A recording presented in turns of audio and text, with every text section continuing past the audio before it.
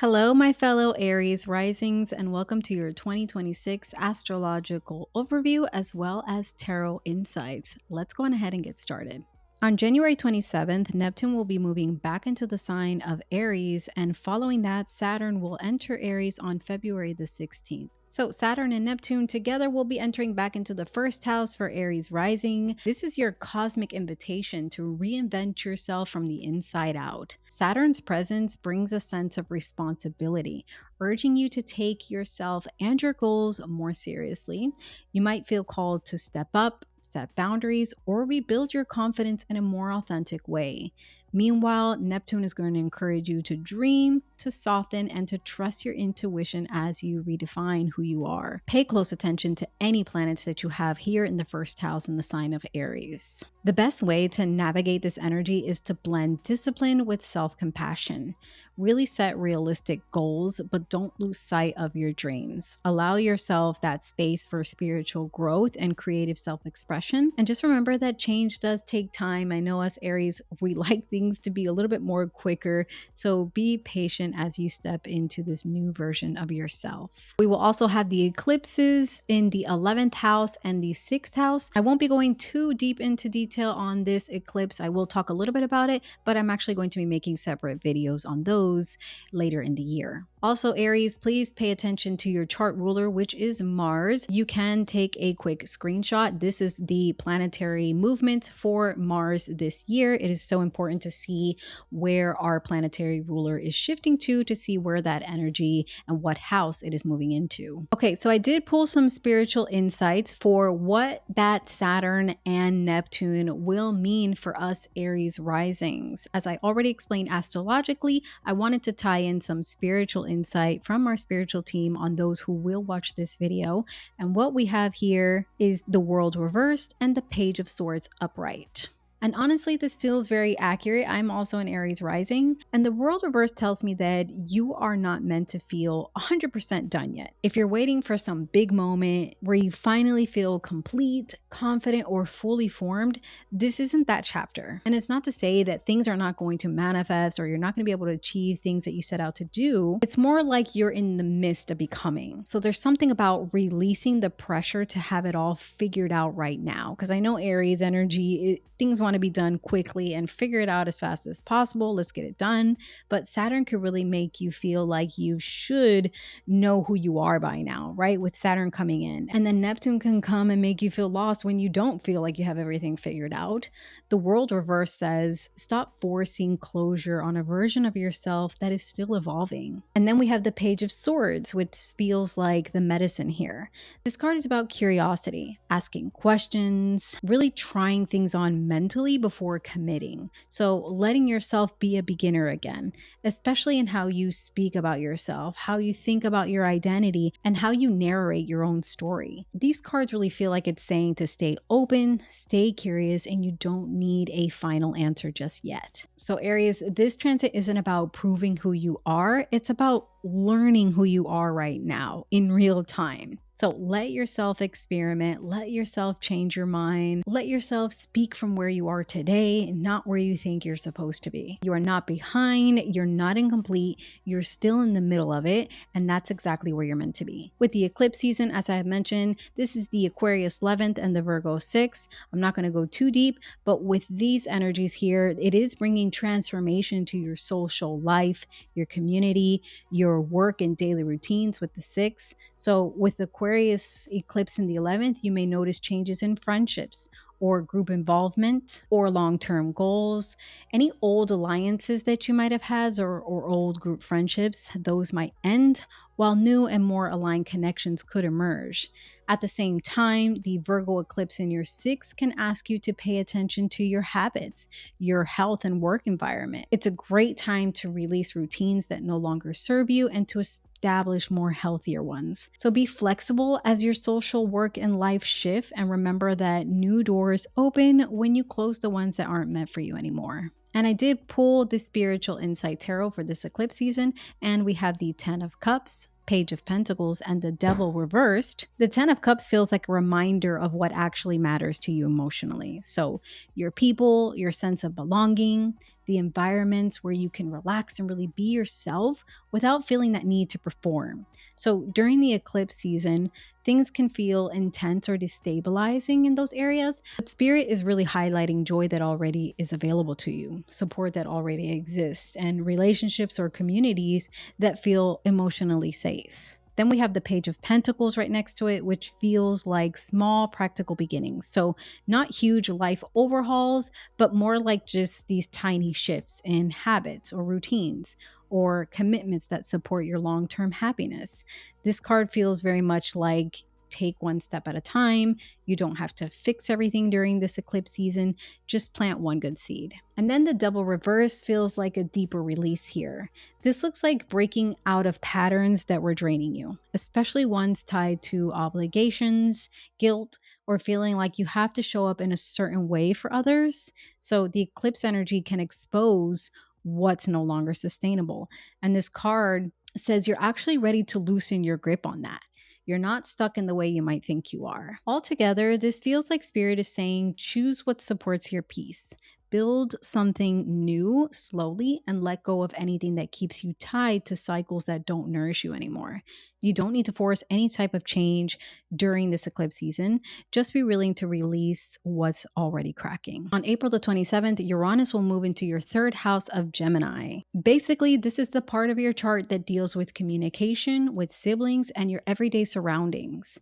With Uranus here, this is a 7-year transit, so expect the unexpected. Things like surprising news, new neighbors, or maybe just a sudden urge to switch up your daily routines. You might find yourself wanting to learn something totally out of the left field.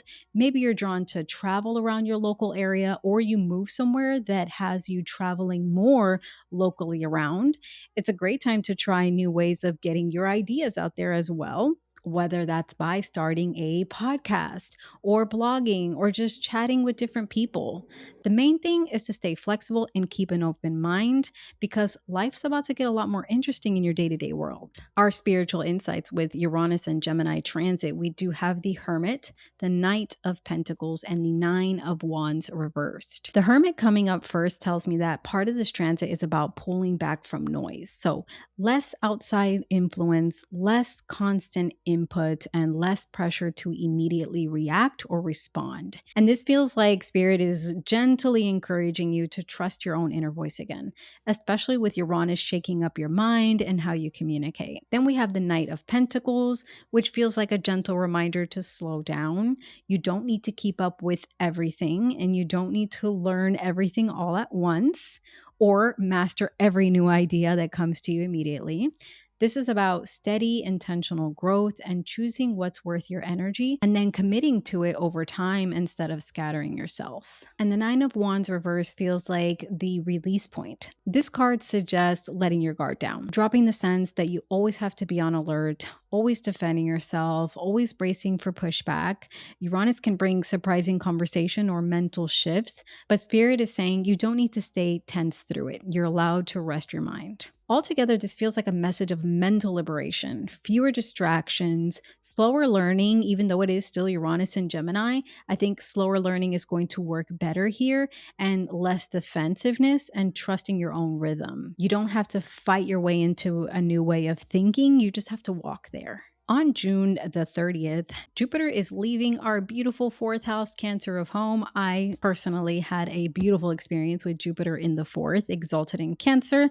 As much as we love it, it will be moving on to our fifth house of creativity, children, and romance. And that will be making a trine to our Aries rising. So pay attention if you have any planets in Aries. With Jupiter moving into the fifth house of Leo, this is a year to rediscover your joy, creativity, and romance. This is the perfect time to embrace your playful side, express yourself boldly, and take risk in love and creative projects if you haven't been already doing that.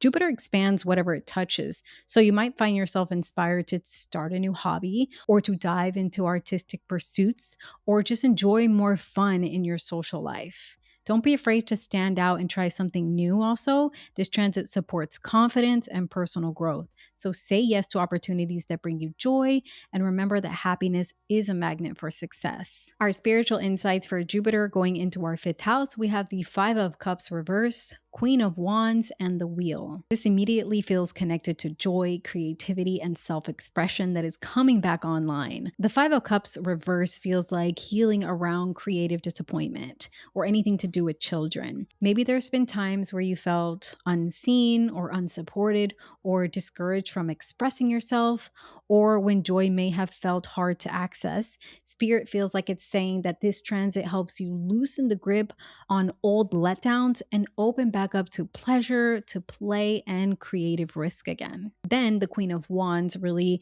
sparks the joy in the heart with Jupiter in Leo. This is you owning your creative fire, feeling confident in sharing your gifts, your art, your ideas. And this is not for validation, but because of who you are. The fifth house is about creating for the sake of creation. And this card says that your confidence grows the more you allow yourself to express and be visible without overthinking it. And the Wheel of Fortune ties all this beautifully together. This feels like luck returns when you follow that joy. So Jupiter expands whatever you put your inner energy into, yes. And then this card suggests that saying yes to creativity or to romance, play, and passions is going to set bigger things into motion. So you don't have to chase opportunity with this transit. It finds you when you are aligned with what makes you feel alive. So altogether, this feels like Spirit is saying, allow yourself to enjoy life again, to create things that you enjoy without pressure, to take pleasure seriously and not in a Saturnian way. This is more of a season where joy isn't a distraction, it's a path forward. Then on October the 3rd, we will have a Venus retrograde, first starting out in our Scorpio 8th and into the 7th of Libra. So the spotlight here is around intimacy, shared resources, and relationship dynamics. So during this period, you may revisit old relationship patterns, renegotiate agreements, or face unresolved issues around trust and sharing. Instead of rushing any decisions, use this Venus retrograde to reflect and clarify what it is that you truly want in connections. Be honest about your needs. Don't be afraid to have deep, meaningful conversations. Sometimes taking a step back allows for greater healing and stronger, more authentic bonds moving forward. And our spiritual insight tarot to tie into this Venus retrograde, we have the Eight of Pentacles reversed, the Ten of Wands, and the Four of Cups reversed. This feels like a reassessment around relationships and shared emotional labor. So the Eight of Pentacles reverse feels like questioning effort.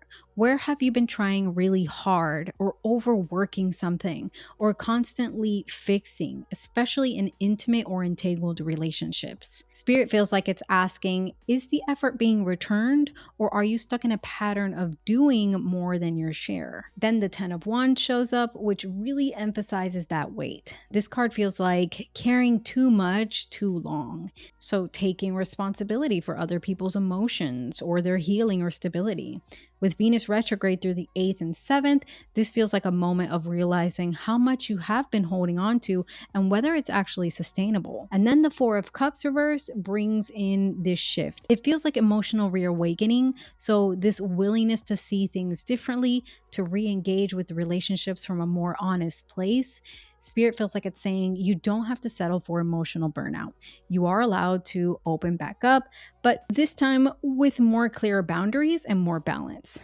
Altogether, this transit feels like it's guiding you to release over effort, over giving, and to put down unnecessary burdens and re-enter relationships with more awareness and choice. So just remember that this Venus retrograde isn't here to punish you. It's more about showing you where love can be lighter, fairer, and more neutral. Thank you so much for watching Aries Risings. If you enjoyed this, please let me know down in the comments below. Share your thoughts about the year and subscribe for more videos. I will see you guys in the next one.